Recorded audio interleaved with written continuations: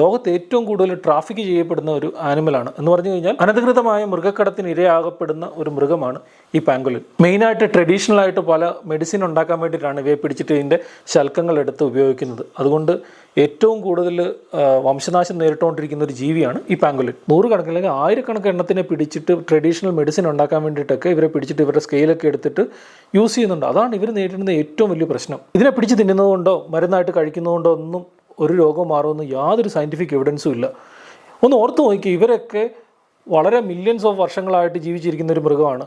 ഈ ഒരു കടുവയുടെ അടുത്ത് ഫ്രണ്ടിൽ ചെന്ന് നിന്നാലോ ഒരു പുലിയുടെ അടുത്ത് നിന്നാലോ പുലിക്കോ കടുവയ്ക്കോ പോലും കൊല്ലാൻ പറ്റത്തില്ല, സിംഹത്തിനെ പോലും. കാരണം ഇവരൊരു ബോളായിട്ടിരുന്നിട്ട് ഒരു ഫുട്ബോൾ രൂപത്തിലിരുന്നിട്ട് നല്ല സ്ട്രോങ് ആയിട്ടുള്ള സ്കെയിൽ ഉള്ളതുകൊണ്ട് ഇവർക്ക് കൊന്നു തിന്നാൻ പറ്റത്തില്ല. കടുവയിൽ നിന്നും പുലിയിൽ നിന്നും ഒക്കെ ഇവർക്ക് സർവൈവ് ചെയ്യാൻ പറ്റും. പക്ഷേ ഇപ്പോൾ ഇവർക്ക് മനുഷ്യരിൽ നിന്ന് ഇവർക്ക് സർവൈവ് ചെയ്യാൻ പറ്റുന്നില്ല.